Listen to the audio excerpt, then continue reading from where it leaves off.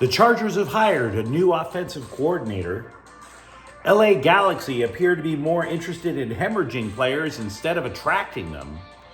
And a leader in spreading the glory of Dodgers baseball across Latin America has passed away. Good morning. I'm James. This is your daily dose of sports and snark for the greatest sports city in the world, Los Angeles. This is the faithful Angelenos Morning Report. It is January 31st, 2023. Glorious week. Optimistic, happy to be alive. And if you like the content that we put out about LA sports, clickety-clack the like button. Clickety-clack the subscribe button. There's a notifications bell. Hit that. It'll let you know when we drop new content. Sharing is caring. Let people know we exist. And by all means, comment. Again, it's a beautiful day. Let's enjoy it.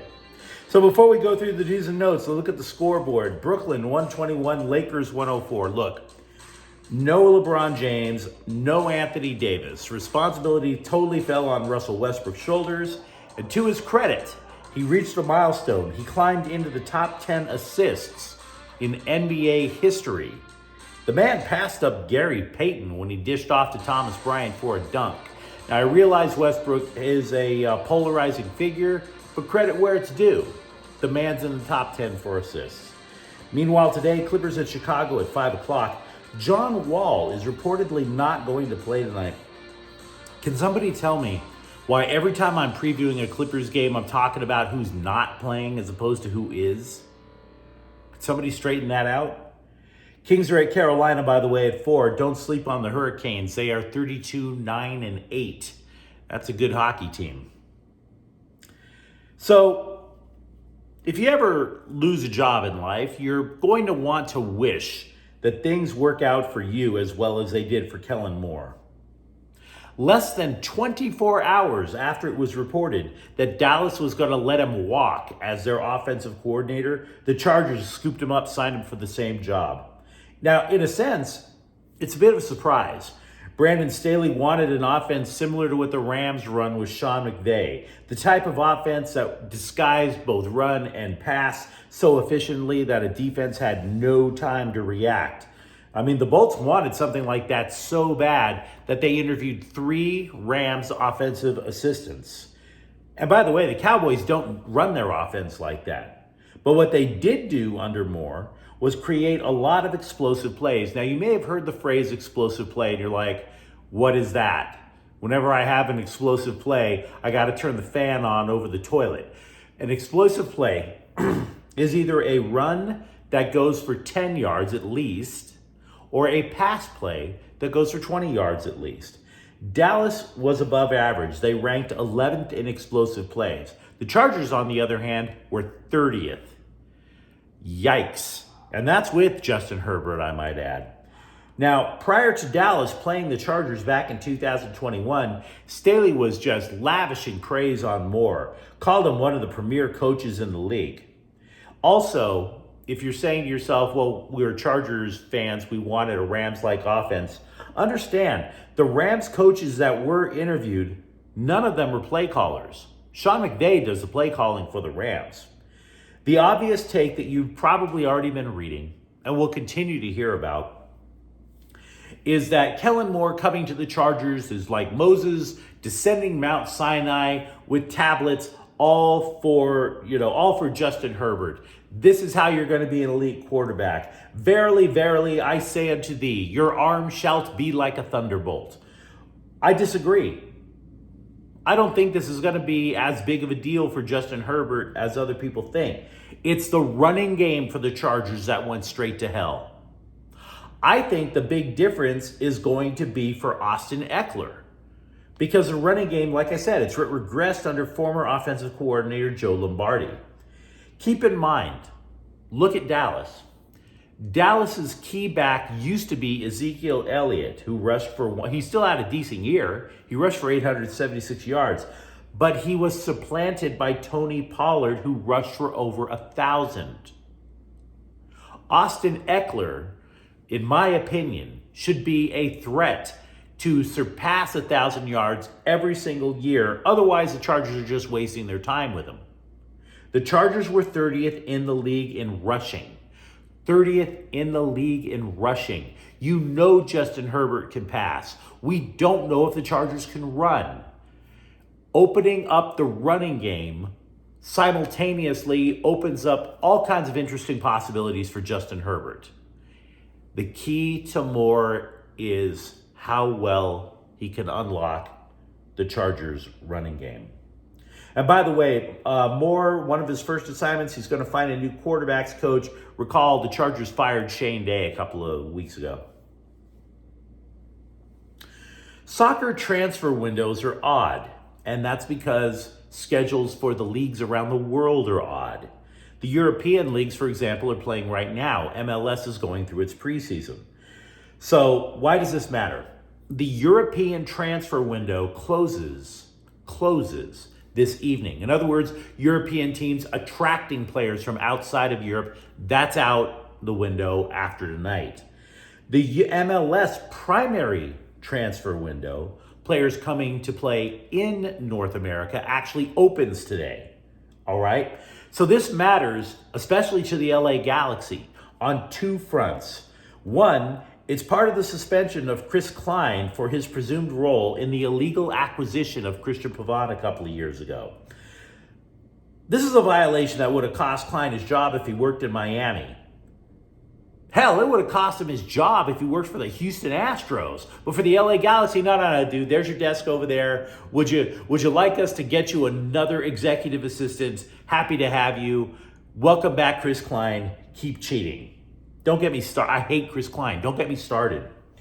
The point being is that the Galaxy, for players leaving for Europe, have to make that decision today. For players coming to the LA Galaxy, they have all the way until April 24th to make additions. So you're going to see a lot of panic tweets today if you're on social media.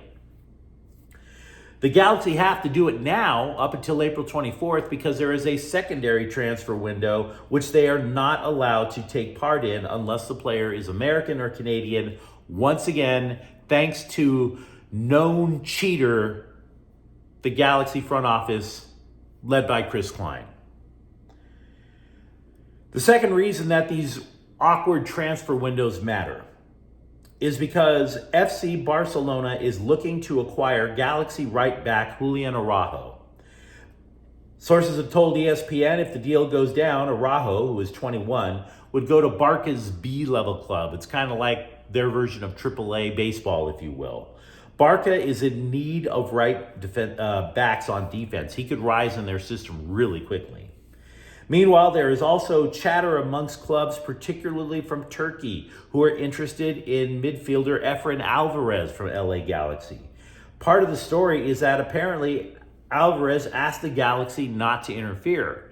Now, I don't know if this is true. I have to repeat something. I do not trust the foreign press. I tend to believe the rumors about Araujo because it's in ESPN. I don't know what to think about Alvarez. Now, the transfer window of players leaving for Europe also impacts LAFC, but I'm not seeing as many articles talking about players who could be on their way out. MLS Soccer is reporting that both forward Christian Arango and midfielder Jose Cifuentes have suitors. But I'm not hearing much more than that, so I can't give you scuttlebutt. Legendary Dodgers scout Ralph Avila, a pioneer for the Dodgers in terms of finding Latin baseball players for 30 years, died Monday in his Miami home at 92. He was the architect, if you will, the planner, as the Dodgers basically left North America and started sending scouts across the globe to try to unearth future stars. They created a camp in the Dominican Republic, an academy, if you will, Campos Las Palmas. It became the blueprint, not just for the Dodgers, but how every other major league team would eventually say, wait a second, these Latin ball players really know what they're doing. They can really hit. So then all of a sudden other teams started to follow suit. The Dodgers were at the forefront and all that. Through Avila, the Dodgers found both Ramon and Pedro Martinez. They found Mariano Duncan, Raul Mondesi. Avila was a giant in the game, an absolute giant. So if you're a Dodgers fan especially, revere him. He increased the reach of not only baseball, but Dodgers baseball around the world. Dave Roberts thinks Will Smith is the best catcher in baseball. Smith is entering his physical prime. I have a question for you. Austin Barnes is a damn fine backup. The Dodgers have an elite prospect in Diego Cartaya. Dalton Rushing, also a catcher, the top draft pick for LA last year. So what should LA be thinking when it comes time to talk turkey on a contract for Will Smith? Smith only earned $5.25 million last year. Now, The Athletic ran the numbers, wins above replacement, other analytic stuff I don't quite get, and estimated that Smith would be worth $30 million a year. There's I believe he plays for the Braves now. He signed a contract, he raised the bar up to $28 million. The point being is, with all of those possibilities for the Dodgers, would you cut that check for Will Smith, especially with the other catchers I just mentioned? Last week, we mentioned the Chargers are currently over the salary cap for next year, so let's be fair. So are the Rams, to the tune of $14 million. Now, that is not as bad as the Chargers. And by the way, there are 14 teams currently over the salary cap for next year. Here's the thing. You could combine the amount of money that the Chargers are over the cap and the Rams are over the cap, and that would still be far less than how bad the Saints are. The New Orleans Saints, are $59 million over the salary cap. So I was going through some ideas about how the Rams could get the book straight. Now, one way is to restructure Aaron Donald's contract, but if they did so, that would literally just be kicking the can down the road to next year. So I'm not sure that's the solution. We all know that retired tight end Rob Gronkowski is a fun guy, but even the biggest Patriots hater would have to admit the man was an extremely effective player. Gronk really likes Rams tight end Tyler Higbee, but he wants to see more out of the Rams tight end. He said he doesn't know why Higbee isn't more devastating. He says it could be the Rams system. Maybe it doesn't emphasize tight ends. It could be that Higbee takes plays off. He doesn't necessarily know the answer. All he knows is Higbee can dominate games and he wants to see more. UCLA slipped one slot in the AP rankings after losing to USC last week. They've down to number 9. Arizona is the only other Pac-12 ranked team. Now, USC did not land a single vote in the top 25, which is somewhat understandable. The Trojans have 6 losses. Boogie Ellis for the Trojans, however, did win the Pac-12 Player of the Week for his performance against the Bruins last week. Former Trojans linebacker Tuasivi Nomura said he will transfer to Fresno State. Now, he wasn't a big contributor to USC in terms of stats. He was, however, in terms of machismo. That guy made his mark. Did you see the Pac-12 title game in December? Nomura damn near decapitated Utah quarterback Cam Rising. Satellites are currently sending data to NASA, tracking Cam Rising's helmet in orbit. It was one of the most extreme hits I've seen in a long time. Right now, if you're wondering, Cam Rising's helmet is currently in orbit over the Indian Ocean. That was from the last time I went online. So well done. Good luck with the Bulldogs, Mr. Nomura. You will be missed. You will be missed. Dylan Raiola, said to be the #1 high school recruit for 2024, has visited USC over the weekend. And the quarterback said, quote, "I love the USC program and I love the Trojans. I actually had trouble sleeping last night." He is a quarterback from Chandler High School in Arizona, threw for 22 touchdowns last year. Meanwhile, Malachi Nelson, you remember him? He's an early enrollee at USC from Los Alamitos High School, the 22-23 State Football Player of the Year. He is the crown jewel of the Trojans' 2023 recruiting class.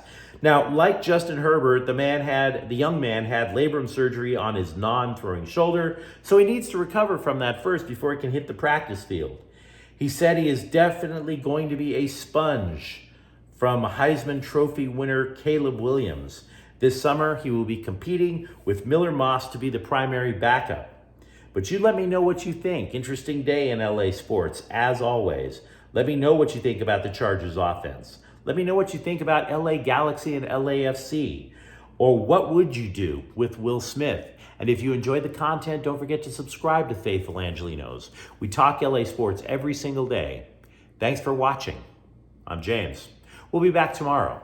Faithful Angelenos is a Quian Corte El Queso production. Take care.